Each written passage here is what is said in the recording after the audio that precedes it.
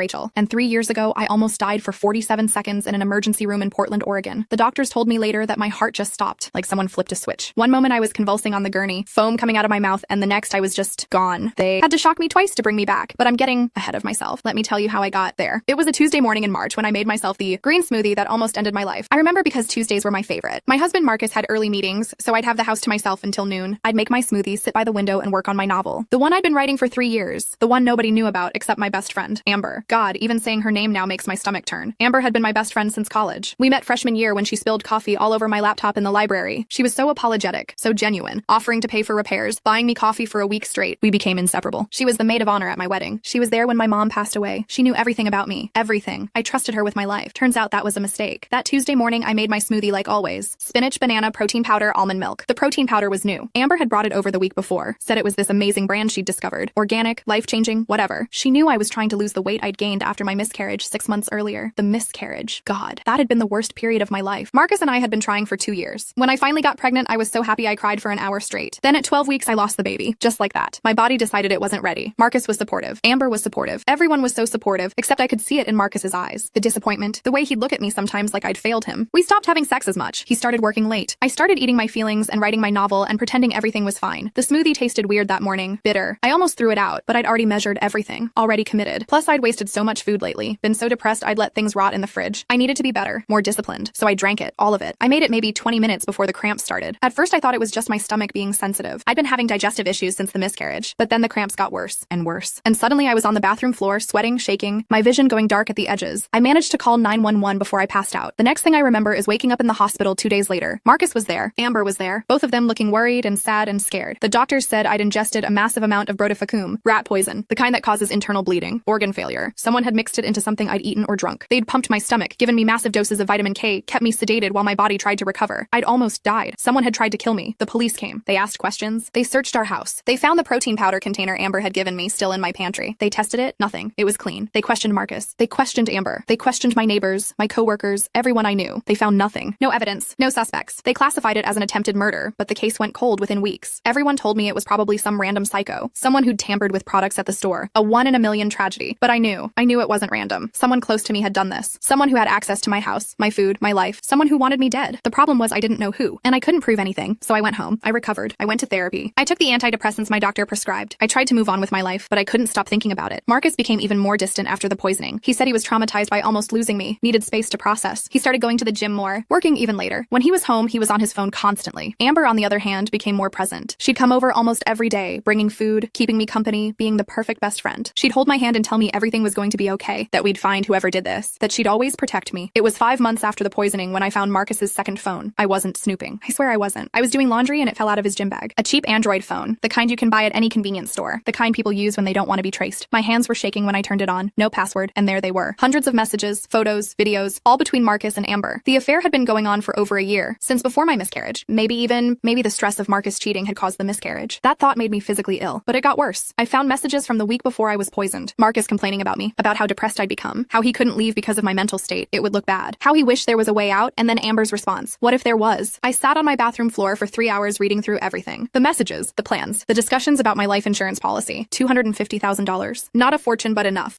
to start over. They'd been careful. In the actual messages about the poison, they used vague language. The solution? Taking care of the problem. Nothing directly incriminating, but the implication was clear as day. Amber had put the rat poison in the protein powder. Then she'd replaced it with a clean container before the police could find it. She'd almost killed me. And Marcus had known about it. Maybe even helped plan it. The 2 people I loved most in the world had tried to murder me. I should have gone to the police right then, shown them the phone, but I knew it wouldn't be enough. The messages were vague. A good lawyer would tear it apart, and Marcus and Amber would know I'd found out. They'd be more careful. Maybe they'd try again. Do it right this time. No, I needed to be smarter. I needed to destroy them the way they'd tried to destroy me. So I copied everything from the phone. Every message, every photo, every video. I put it all on a USB drive and hid it in my mom's old jewelry box. Then I put the phone back in Marcus's gym bag exactly where I'd found it, and I started planning. The first thing I did was see a lawyer without telling Marcus. I wanted to understand my options for divorce. Turns out in Oregon, adultery doesn't matter much for divorce settlements. It's a no-fault state, but attempted murder, that was different. If I could prove Marcus was involved in trying to kill me, I could get everything. The house, the savings, his 401k, everything. But I needed more evidence. The second thing I did was start working out. I lost the weight I'd gained. I started dressing better, doing my hair and makeup, not for Marcus, for me, because I needed to feel strong. I needed to feel like myself again. Marcus noticed. He started paying attention to me again, being affectionate. I played along, let him think his wife was healing, moving on, becoming herself again. Meanwhile, I watched them. I installed spyware on Marcus's real phone while he was in the shower. I hacked Amber's email. I was careful, methodical. I documented everything. And that's when I found out about Amber's career. Amber was a pharmaceutical sales rep. She made good money, had been with her company for 8 years, was up for a major promotion to regional director. It was everything she'd been working toward. She'd told me about it 1,000 times, how this promotion would change her life. She'd also been stealing, not money, drugs. I found emails about sample medications going missing, her manager questioning her about inventory discrepancies. Amber was taking prescription drugs from her company and selling them online. Nothing major. Some anxiety meds here, some sleep aids there. Enough to make a few $1,000s extra a month. The company didn't have proof yet, but they were investigating. This was perfect. I spent 2 months gathering evidence, screenshots, recordings, documents. I built a file that would bury Amber professionally, but I wanted more than that. I wanted her to feel what I felt. The betrayal, the confusion, the violation of having someone you trust completely destroy you from the inside. So I catfished her. I created a fake profile on a dating app, used photos of a male model I found on Instagram, called him Ryan Mitchell, made him perfect. Successful entrepreneur, recently divorced, looking for something real. I made Ryan swipe on Amber. It took her 3 days to match with him. Within a week, they were talking every day. Within 2 weeks, she was calling him baby. Within a month, she was in love. I knew Amber, knew how she thought, knew what she wanted. A guy who was successful but vulnerable, someone who needed her, someone who made her feel special. Ryan was all of that. I spent hours crafting his messages, making them perfect. Vulnerable enough to be real, charming enough to be irresistible. I learned things about Amber I'd never known. Her insecurities, her dreams, the way she saw herself. She told Ryan things she'd never told me, about how she'd always been jealous of my relationship with Marcus, how she'd felt like second choice her whole life, how taking Marcus from me made her feel powerful for the first time. She said she didn't regret it. She said I'd been too weak to keep him anyway. She said the rat poison was supposed to look like I'd done it to myself, that I'd been so depressed after the miscarriage that I'd taken the easy way out. Insurance still would have paid. Marcus would have gotten the money, and nobody would have questioned it. She said it wasn't personal. Reading those messages made me want to throw up, but I saved every single one. After 3 months of the online relationship, Ryan suggested they meet in person. He'd be in Portland for business. Dinner at a nice restaurant downtown. Amber was so excited. She bought a new dress, got her hair done, told Marcus she was having a girls' night. Marcus, by the way, had no idea about Ryan. Amber had been cheating on him while they were cheating on me. The irony was almost funny. I didn't show up as Ryan, obviously. I sent Amber a message an hour before the date. Ryan saying he was so sorry. His ex-wife had shown up with an emergency. He had to cancel. He felt terrible. Amber was devastated. She went to the restaurant anyway, sat at the bar, drank 3 martinis, and cried. I know because I was there, not as myself. I wore a wig, glasses, different clothes, sat at the other end of the bar, watched her fall apart. It felt good, but I wasn't done. Over the next month, Ryan became more distant. He was stressed about work. His ex-wife was causing problems. He wasn't sure he was ready for a relationship. All the classic signs of a guy losing interest. Amber panicked. She sent him paragraphs about how much she cared, how she'd do anything, how she needed him. Ryan started asking for things. Nothing major at first. Could she help him understand some medications? He had a friend with anxiety. What would she recommend? What about sleep issues? Amber, desperate to be useful, to keep Ryan interested, started telling him everything. About the drugs she had access to, about how she could get whatever he needed. Ryan said his friend would pay well. Amber said she'd help. And just like that, I had her on record offering to illegally sell prescription medications to a stranger on the internet. I took all of it. Every message, every screenshot, every piece of evidence of her stealing from her company and offering to sell drugs. I compiled it into a detailed report. Then I sent it to her company's HR department and their compliance team from an anonymous email with a subject line that said, "Urgent, employee Amber Chen, theft and illegal sale of controlled substances." That was 3 weeks ago. Amber was fired within 48 hours. The company launched an investigation. They found everything. Years of missing inventory, all tied to her. She's facing criminal charges now. Felony theft, illegal distribution of prescription drugs. Her lawyer says she's looking at 3 to 5 years in prison. Her whole life imploded in less than a week. And Marcus? He didn't even stand by her. The second Amber's life fell apart, he ghosted her, stopped answering her calls, told her they needed to take a break while she dealt with her legal issues. Turns out Marcus only wanted Amber when she was successful and could help him get rid of me. Now that she was facing prison and couldn't benefit him, she was worthless to him. She called me 2 days ago. I almost didn't answer. But curiosity got the better of me. She was crying, sobbing so hard she could barely speak. She said she'd lost everything. Her job, her savings paying for lawyers, her apartment because she couldn't make rent. She said she'd made mistakes, but she didn't deserve this. She said Marcus had abandoned her and she had nobody. She said I was her best friend, the only person she had left. She said she needed help, money for her legal fees, a place to stay, someone to testify to her character in court. She needed me to save her. I let her talk for 15 minutes, let her beg, let her cry, let her explain how scared she was, how alone she felt, how the walls were closing in. Then I said very calmly, "I know what you did." The line went silent. "I know about you and Marcus. I know you poisoned me. I know everything." She tried to deny it. Of course she did. Said I was crazy, paranoid, that the poisoning had messed with my head. So I told her about the second phone, about the messages, about Ryan. Ryan doesn't exist, Amber. I created him. Every message you sent, every secret you told him, every confession about what you did to me, that was me. I was Ryan. I catfished you. And then I destroyed your career with the evidence you gave me yourself. I've never heard someone break down the way Amber did. It wasn't crying. It was this animalistic sound, like her soul was tearing in half. Why? She kept asking. Why would you do this? You tried to kill me, I said. You slept with my husband. You stole a year of my life. You made me feel crazy and paranoid and weak. This is nothing compared to what you did to me. She started screaming then, calling me horrible names, saying I was a monster, saying she'd tell everyone what I did. Go ahead, I said. Tell them how you got catfished into confessing to attempted murder and drug dealing. I'm sure that'll go great for you in court. She hung up. I haven't heard from her since. As for Marcus, I filed for divorce last week. I gave my lawyer everything. The messages, the photos, the evidence of the affair and the poisoning conspiracy. Marcus's lawyer called yesterday trying to negotiate. Apparently Marcus is willing to give me everything if I agree not to pursue criminal charges. I'm thinking about it. Part of me wants to see him in prison, but part of me just wants him gone, out of my life. I want to take everything he has pause and move on. My therapist says I need to find closure, that revenge won't heal me, that I need to forgive and let go. But here's the thing. I'm not looking for closure. I'm not looking for healing. I spent 6 months thinking I was crazy, thinking I was paranoid, wondering which of my friends or family had tried to kill me, jumping at shadows, terrified to eat anything I didn't prepare myself, having nightmares about drowning in my own blood. They did that to me. They made me live in fear while they planned their future together with my life insurance money. So no, I don't feel guilty about what I did to Amber. She destroyed herself. I just gave her the rope. And Marcus, he'll get what he deserves too. One way or another, I'm selling the house, taking the money from the divorce, moving somewhere new. Maybe Seattle, maybe Denver, somewhere I can start over. I'm going to finish my novel, the one I was writing when they tried to kill me. It's about betrayal and revenge and a woman who refuses to be a victim. I think it'll be a bestseller. Yesterday, I got a message from an unknown number. Please, Rachel, I'm begging you. They're going to send me to prison. I'll do anything. Just help me, please. I'm sorry. I'm so sorry, Amber. She must have gotten a new phone after I blocked her old number. I stared at that message for a long time. Part of me wanted to respond, to tell her that sorry isn't enough. That sorry doesn't undo what she did. That sorry doesn't give me back the year of my life I lost or the security I'll never feel again. But I didn't respond because the truth is, Amber doesn't want me to forgive her. She wants me to save her. And those are two very different things. Forgiveness is for people who are genuinely remorseful, who take responsibility for their actions, who do the work to change. Amber just wants to escape consequences, and I'm done helping people who don't deserve it. So I blocked the new number, deleted the message, and went back to my normal day. This morning I got a call from Marcus. We need to talk, he said. His voice was different, strained, scared. About what? I asked. Amber's threatening to tell the police everything if you don't help her. She says she has nothing to lose now. She'll take us both down. Us? I laughed. There is no us, Marcus. There's you and your mistress who tried to murder me. I'm the victim here. Remember? Rachel, please. Think about what you're doing. If Amber goes to the police, they'll investigate everything. They'll find out about the catfishing, about how you manipulated her. They could charge you with something. Fraud, maybe. Or extortion. I didn't extort anyone. I created a fake dating profile and she voluntarily confessed to crimes. That's not illegal, Marcus. You know what is illegal? Conspiracy to commit murder. He was quiet for a moment. What do you want? He finally asked. I want you to sign the divorce papers. Give me everything. The house, the savings, your 401k, all of it. And I want you to admit on record that you knew Amber poisoned me. I can't do that. I'd go to prison. Then I guess we're at an impasse. Rachel, you have until Friday to decide, Marcus. Sign the papers and give me everything, or I go to the police with all the evidence I have. Your choice. I hung up before he could respond. The thing is, I don't actually know if I want Marcus in prison. Yes, he deserves it. Yes, he's a terrible person who conspired to murder his wife for insurance money. But prison also costs taxpayers money, keeps the system clogged, takes resources from other cases. What I really want is for Marcus to suffer the way I suffered, to lose everything, to feel powerless and afraid and betrayed. And I think I can make that happen without involving the criminal justice system. See, I've been doing more research. Marcus works in finance. He's a wealth management advisor at a big firm downtown. The kind of firm that cares very deeply about reputation and trustworthiness. I've been thinking about what would happen if his clients found out he tried to murder his wife for insurance. Money. I've been thinking about anonymous emails, blog posts, social media campaigns. I've been thinking about how hard it would be for Marcus to find work in Portland after everyone knows what he did. My therapist would probably say this is unhealthy, that I'm becoming obsessed. That revenge is consuming me and preventing me from moving on. But here's what my therapist doesn't understand. I already died once. For 47 seconds in that emergency room, I was gone. And in that space between living and dying, something in me changed. I came back different, harder. I came back knowing that life is short and people are terrible. And if you don't fight for yourself, nobody else will. So that's what I'm doing. Fighting. It's been 3 days since I gave Marcus the ultimatum. He hasn't called, hasn't signed the papers, hasn't responded to his lawyer. I think he's hoping I'll blink first, that I'll get scared or guilty or tired and just take a regular divorce settlement and move on. He doesn't understand that I have nothing to lose. I already lost everything that mattered. My husband, my best friend, my sense of safety, my ability to trust anyone. You can't threaten someone who's already been to the bottom. This morning, I went to visit Amber. Not in person. God no. But I drove past her apartment, the one she got evicted from. There was a moving truck outside. People carrying boxes. Her whole life being packed away. I wondered where she was going. If she had family who'd take her in. If Marcus would swoop in at the last minute and save her. Then I remembered that Marcus only cares about Marcus. And I felt nothing. No satisfaction. No guilt. No anger. Just nothing. Maybe that's the scariest part of all this. I used to be someone who felt things deeply. Who cried at movies and worried about hurting people's feelings and wanted everyone to like me. Now, I look at the wreckage of Amber's life and feel nothing. My phone rang while I was sitting in my car watching The Movers. Unknown number again. Against my better judgment, I answered. Rachel. It was Amber's voice, but barely. Hollow. Broken. My sentencing hearing is next week. They're recommending 4 years. 4 years in prison, Rachel. Please. I know I don't deserve your help. I know what I did was unforgivable, but I'm begging you. If you testify that I had mental health issues, that I was having a breakdown, it might reduce my sentence. Please, I can't survive 4 years in prison. You tried to kill me, I said quietly. Did you think I could survive rat poisoning? Did you care? I was different then. Marcus manipulated me. He made me think, don't. My voice came out sharp. Don't you dare blame Marcus for your choices. You're a grown woman. You decided to sleep with my husband. You decided to put poison in my protein powder. You made those choices. Own them. I am owning them. That's why I'm asking for mercy. Mercy? I almost laughed. Where was my mercy? Where was your mercy when I was convulsing on my bathroom floor? When my heart stopped beating? When I woke up in the hospital wondering who hated me enough to try to murder me? She was crying now. I'm sorry. I'm so sorry. Sorry doesn't mean anything, Amber. Sorry is just a word people say when they want something. What can I do? Tell me what to do to make this right. There is nothing you can do. You can't unpoison me. You can't give me back the year of paranoia and fear. You can't make me trust people again. There is no making this right. I hung up. My hands were shaking. I realized I was crying. Not for Amber. For myself. For the person I used to be. The person who believed in second chances and forgiveness and the basic goodness of people. That person is dead. Amber killed her. That night, Marcus showed up at my door. I watched him through the peephole. He looked terrible. Unshaven, wrinkled suit, hair messy. I'd never never seen Marcus look anything less than perfectly put together. I know you're in there, Rachel. Please, let me in. We need to talk. I opened the door but left the chain on. You have 2 minutes. I'll sign the papers. You can have everything. The house, the money, all of it. Just please don't go to the police. Why should I believe you? You've lied to me for over a year. Because I'm desperate. His voice cracked. Rachel, I made a mistake. A huge mistake. But I don't want to go to prison. Please. Did you know Amber was going to poison me? Did you help her plan it? He looked at his shoes. That was answer enough. Get off my property, Marcus. Wait. Please, I'll do anything. Anything except take responsibility for your actions. Anything except actually face consequences. You want me to save you just like Amber does. But here's the thing, Marcus. I don't save people who tried to kill me. I didn't try to kill you. That was Amber. You knew about it. You encouraged it. You talked about my life insurance and how to make it look like I did it to myself. I have the messages, Marcus. All of them. His face went white. How? Your burner phone. The one you thought was so clever. I found it. Copied everything. Put it back. You never even knew. He leaned against the door frame like his legs might give out. You've had evidence this whole time? Since 2 months after you tried to kill me? I've been gathering more ever since. Then why didn't you go to the police? I smiled. It wasn't a nice smile, because I wanted to destroy you my way. The police would have been too quick, too clean. I wanted you to lose everything slowly. I wanted you to watch your life fall apart piece by piece, and I wanted you to know that I did it. Marcus stared at me like he was seeing me for the first time. Who are you? I'm the woman who survived you and your mistress trying to murder her. I'm the woman you underestimated. I'm the woman who's going to make sure you never hurt anyone else. You're crazy. No, Marcus. I'm awake. For the first time in my life. I'm actually awake. I closed the door in his face. He pounded on it for 5 minutes before finally leaving. I sat on my couch in the dark, listening to him drive away, and I felt alive. For months after the poisoning, I'd felt like a ghost. Like I was watching my life happen from outside my body. Like nothing was real. But this felt real. Tomorrow I'm going to the police. I'm giving them everything I have. The messages, the evidence, all of it. Marcus and Amber are going to prison. My therapist will probably say I should have done this months ago. That I took things too far with the catfishing and the revenge. But my therapist didn't almost die on her bathroom floor. My therapist doesn't wake up every morning and have to remember that her husband and best friend tried to kill her. My therapist doesn't know what it's like to have your trust in humanity shattered so completely that you can't even eat at restaurants anymore because you're terrified someone will poison your food. So my therapist doesn't get to judge me. Nobody does. I did what I had to do to survive. And if that makes me a bad person, then I guess I'm a bad person. I'd rather be a bad person who's alive than a good person who's dead. The police detective I met with was a woman named Jennifer Liu. She was in her 50s, stern-faced, with short gray hair, and tired eyes that had seen too much. I gave her the USB drive with all the messages from Marcus's burner phone. Gave her the evidence of Amber's confession about the poisoning that she'd made to Ryan. I gave her everything. She listened to my whole story. Didn't interrupt once. Just took notes and watched me with those tired eyes. When I finished, she was quiet for a long moment. You understand that catfishing someone could potentially be considered fraud in some circumstances? I created a dating profile. She voluntarily confessed to crimes. I didn't threaten her or coerce her. You manipulated her. She tried to murder me. Detective Liu nodded slowly. Fair point. Are you going to arrest me? For what? Being smarter than the people who tried to kill you? She almost smiled. No, Ms. Carter. I'm going to arrest your husband and your former friend for attempted murder and conspiracy. When? They'll both be in custody by end of day tomorrow. Thank you. Don't thank me yet. This is going to be a long, ugly process. You'll have to testify, relive everything. They'll try to paint you as vindictive, manipulative, maybe even make you look like the bad guy. Let them try. Detective Liu did smile then. I like you, Ms. Carter. Most victims in your situation just want to curl up and hide. You want blood. They tried to kill me. Why shouldn't I want blood? No reason at all. Just be prepared. This is going to get messy. She was right. Marcus and Amber were arrested the next day. It made the local news. Local wealth manager and pharmaceutical rep arrested in attempted murder plot. The story exploded online. Reddit threads, Twitter conversations, TikTok videos. Everyone had an opinion. Some people thought I was a hero, a survivor who fought back. Others thought I was a villain, that I'd gone too far with the catfishing and revenge. I didn't care either way. The trial took 8 months to get to court. 8 months of depositions and lawyers and evidence review and endless waiting. Marcus's lawyer tried to argue that I'd entrapped Amber, that the catfishing constituted illegal manipulation, and her confession should be thrown out. The judge disagreed, said that while my methods were morally questionable, they weren't illegal. Amber's lawyer tried to argue that she'd been suffering from severe mental health issues, that Marcus had manipulated and controlled her, that she wasn't in her right mind. The prosecutor tore that argument apart, showed the jury messages where Amber had bragged about taking Marcus from me, where she'd called me weak and pathetic, where she'd said she didn't regret what she'd done. The jury deliberated for 6 hours. Marcus was found guilty of conspiracy to commit murder, sentenced to 12 years in prison. Amber was found guilty of attempted murder, sentenced to 15 years. I was in the courtroom when the verdicts were read, watched both of their faces as they realized their lives were over. Marcus looked shocked, like he'd actually believed he'd get away with it. Amber just looked empty, like there was nothing left inside her. I felt nothing watching. Them led away in handcuffs. I thought I'd feel vindicated, satisfied, like justice had been served. But mostly I just felt tired. The media circus continued for a few more weeks. I gave one interview to a local newspaper, said all the right things about healing and moving forward and trusting the justice system. I didn't tell them that I still check my food obsessively before eating, that I can't drink anything I haven't prepared myself, that I wake up at 3 a.m. sometimes in a panic, convinced someone is in my house trying to poison me again. I didn't tell them that revenge didn't heal anything. It just gave me something to focus on instead of falling apart. I didn't tell them that I still have nightmares about dying on that bathroom floor. The divorce was finalized 3 months after the trial. I got everything. The house, the savings, Marcus's 401k, even his car. I sold it all. The house had too many memories. The money felt tainted. I donated half of it to organizations that help survivors of domestic violence and attempted murder. Kept the rest for myself. Moved to Seattle like I'd planned. Got a small apartment with a view of the water. Started over. It's been a year now since the trial. 2 years since I went to the police. 3 years since the poisoning. I finished my novel. It's with an agent now. She thinks she can sell it. I have a new therapist in Seattle. She's better than the old one. Doesn't push forgiveness. Understands that that trauma doesn't heal on a timeline? I'm dating someone new. His name is Cameron. He's kind and patient and has no idea who I am or what happened to me. I'll tell him eventually. When I'm ready, most days I'm okay. I go to work at the bookstore I manage. I come home and write. I text with my sister. I live my life, but some days I'm not okay. Some days I look at the people around me and wonder which ones are secretly monsters. Wonder who's plotting against whom. Wonder if anyone is ever really safe. Those are the hard days. Last week I got a letter from Amber. My lawyer forwarded it. Said I didn't have to read it if I didn't want to. I almost threw it away. Almost. But curiosity got the better of me. The letter was 7 pages long, handwritten. Her handwriting was shaky, not like I remembered. She said she was sorry. Again. Said prison had given her time to think, to understand what she'd done, to see how wrong she'd been. She said she'd been jealous of me her whole life, that I'd had things she wanted, the happy marriage, the nice house, the creative career. That taking Marcus from me had made her feel powerful for the first time. She said the poisoning was Marcus's idea, that he'd convinced her it was the only way they could be together, that he'd told her I'd never agree to a divorce, that my life insurance was their only option for a real future together. She said she'd been weak and stupid and desperate to be loved. She said she understood if I never forgave her, that she didn't deserve forgiveness, but she wanted me to know that she thought about me every day, about what she'd done, about the person she'd been. She said prison was changing her, that she was getting therapy, taking classes, trying to become someone better. She said she hoped I was happy, that I'd found peace, that I was living the life I deserved. She said she'd spend the rest of her life trying to atone for what she'd done to me. The letter ended with, "You were the best friend I ever had. I destroyed that. I destroyed you. I destroyed myself. I'm sorry doesn't cover it, but I'm sorry anyway. I hope someday you can think of me without hatred. That's all I can hope for now." I read that letter 3 times, then I put it in a drawer and haven't looked at it since. I don't know if I believe her. I don't know if people really change, or if Amber is just saying what she thinks I want to hear. I don't know if I'll ever forgive her, if forgiveness is even something I'm capable of anymore. What I do know is that I survived. Marcus and Amber tried to kill me, and I survived. I didn't just survive, I fought back. I took control. I made them face consequences for what they'd done. Some people say that makes me as bad as them. That revenge is never the answer. That I should have taken the high road, but those people weren't poisoned by their best friend and husband. Those people didn't die for 47 seconds on an emergency room gurney. Those people don't know what it's like to have to rebuild your entire life from scratch because the people you loved most in the world tried to take it from you, so they don't get to judge me. I did what I had to do, and I'd do it again. Sometimes late at night, when I can't sleep, I think about that Tuesday morning 3 years ago, making my smoothie, sitting by the window, working on my novel, so naive, so trusting, so completely unaware that I was drinking poison. I think about the woman I was then, soft, kind, believing the best in people. That woman is gone. She died on that bathroom floor, and something harder, sharper, more dangerous was born in her place. I miss her sometimes. The woman I used to be, the woman who could trust and love and believe in happy endings. But I don't miss her enough to want her back, because that woman almost got me killed. This new version of me, she survives, and in the end, that's all that matters. Survival. Everything else is just details. Last night, I had a dream. I was back in the emergency room looking down at my body on the gurney. The doctors were shocking me, trying to bring me back. But in the dream, I wasn't scared. I was deciding